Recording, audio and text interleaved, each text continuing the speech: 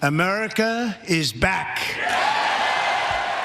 Tonight on Q2 with President Donald Trump addressing the nation. The dawn of the golden age of America. Around 100 protesters gather in Billings to make their voices heard. You don't fix corruption with greater corruption. Plus the truth behind the poison. It was scary and nerve-wracking because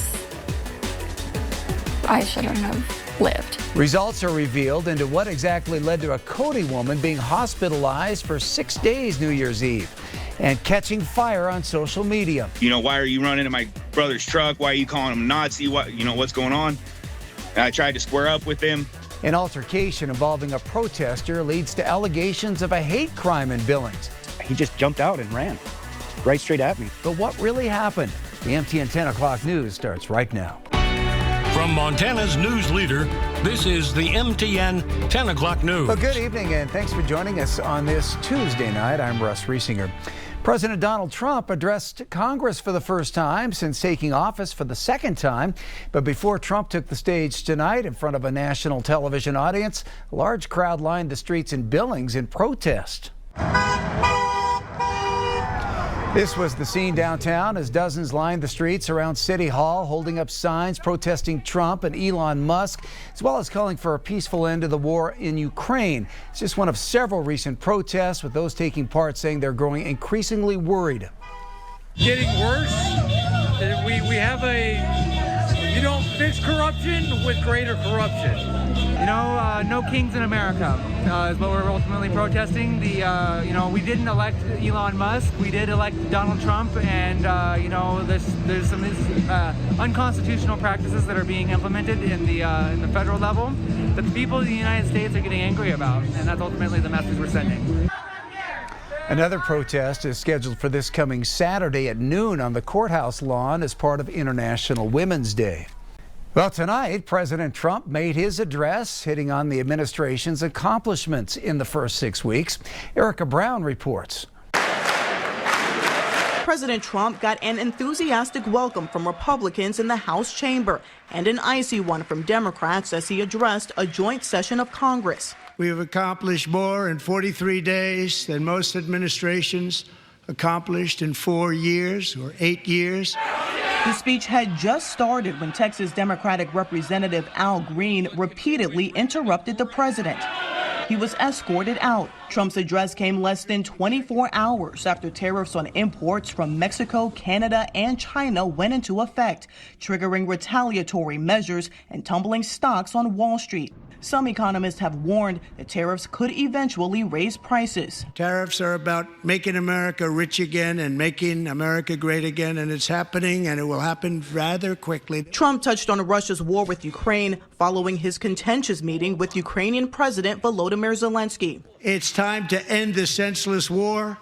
If you want to end wars, you have to talk to both sides. With Elon Musk in attendance, the president endorsed his Department of Government Efficiency and slashing the size of the federal government. Some Democratic lawmakers invited fired workers to watch the speech. Everybody here, even this side, appreciates it, I believe. Trump's overall theme for his speech tonight was renewal of the American dream, and he returned to the signature issue of his campaign, border security. We quickly achieved the lowest numbers of illegal border crossers ever recorded. Michigan freshman Senator Alyssa Slotkin delivered the Democratic response. America wants change, but there's a responsible way to make change and a reckless way. And we can make that change without forgetting who we are as a country and as a democracy. Senior administration officials told CBS News Trump was heavily involved in the writing of his speech, making his own edits. Erica Brown, CBS News, Capitol Hill. Tonight, new details surrounding an altercation during a weekend protest that has garnered a lot of attention, with some calling it a hate crime.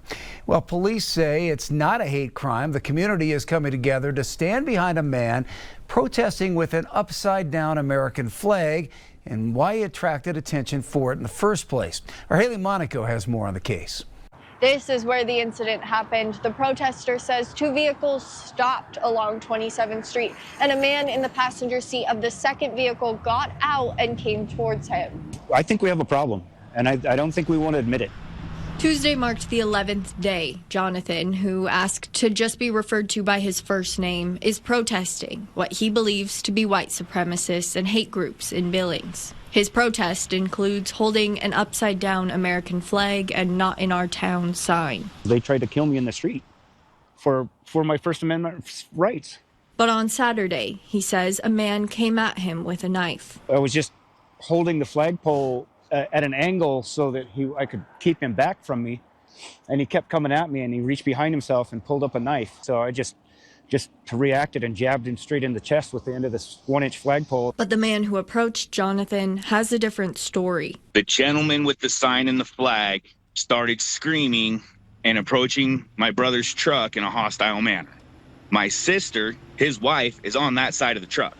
I will not allow an individual to aggressively approach a female. So I jumped out to confront him.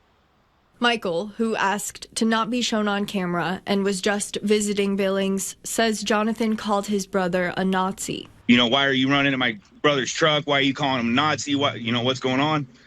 And I tried to square up with him. He hit me with a flagpole, and then we left. I always carry a knife. Did you pull it out and present it? I'm not going to answer that. Okay. I talked with the PD about that. That's between me and them.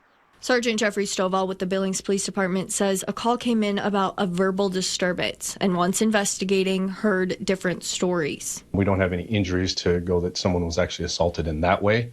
However, that's the conflicting reports that we have at this point. Basically, we had some conflicting statements as to who the aggressors may have been, what weapons were involved. Stovall says they did not find any indication that Michael or his brother are white supremacists. Until we have a factual reason to accuse someone of being something, we've got to be very careful about doing that. Just because there are laws that protect people from being, libeled and slandered and stuff like that. Michael says he plans to pursue defamation charges against someone from comments online. We're looking at defamation case against her as well as a civil lawsuit. No charges have been filed in this case. A Not in Our Town rally has been planned for this weekend with people believing this was a hate crime, but police say it does not meet the criteria. In Billings, Haley Monaco, MTN News.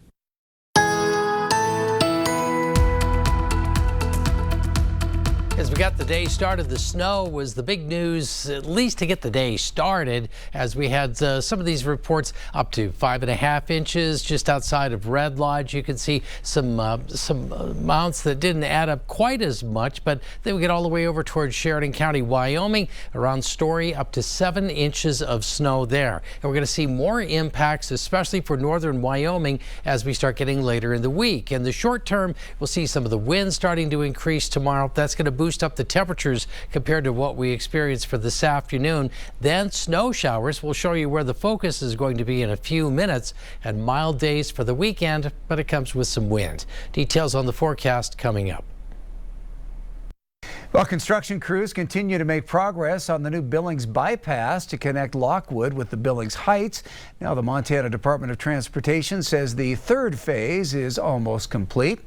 Meanwhile, the railroad overpass connecting the Yellowstone River Bridge to Johnson Lane interchange remains ongoing. Construction crews are now working on directional signs for the overpass, which will cross over the railroad tracks. No definitive opening date for that road from Johnson Lane to the bridge has been set, but officials say the project is on schedule. Well, this was Kaylee Klein. Just 2 short months ago, the 23-year-old was in a Billings hospital fighting for her life after she says her drink was spiked with antifreeze at a Cody, Wyoming bar on New Year's Eve. Tonight, an update after the Park County Attorney's Office reviewed that case and says there's no evidence anyone poisoned Klein or gave her antifreeze. With more on that report just now released, here's MTN's Matt Carmack. Since New Year's, Kaylee Klein's story has been featured all across the country, here on MTN and even Inside Edition. But a new report released by the Park County Attorney questions some of those events Klein said happened that fateful night. That makes any sense to you? I shouldn't have lived. This is security footage captured on Klein's camera from the night she almost lost her life. Footage taken before the 23-year-old and mother of 2 slipped into a 4-day coma. Ultimately, it was terrifying because I felt like I was burning from the inside out. Klein was ringing in the new year at the Silver Dollar Bar in Cody before she started suddenly having seizures and couldn't move. She and her family believe someone slipped antifreeze into her drink because they say her consistent seizures stopped when she was later given an antifreeze antidote. But the fact that the antidote that they treated me with was the only thing that my body rapidly responded to. But it turns out Klein may not have actually consumed antifreeze. A new report just released by Park County Attorney Brian Skorick says no ethylene glycol, the main ingredient in antifreeze, was ever found in Klein's system. Skorick's report quotes a medical examiner who wrote, quote, if Ms. Klein had ingested ethylene glycol while drinking alcohol, the ethylene glycol would pass through her system without being broken down. Furthermore, quote, just because Ms. Klein seemed to get better after the antidote was administered does not indicate that ethylene glycol was present. The medical examiner also added that Klein would have needed to consume a large amount of antifreeze to experience symptoms of poisoning, given her blood alcohol concentration that night, which was nearly twice the legal limit. Instead, the report identifies another possible cause, a combination of alcohol and Wellbutrin, an antidepressant that when mixed with alcohol can increase the risk of seizure. It's rare that that combination would cause anything substantial,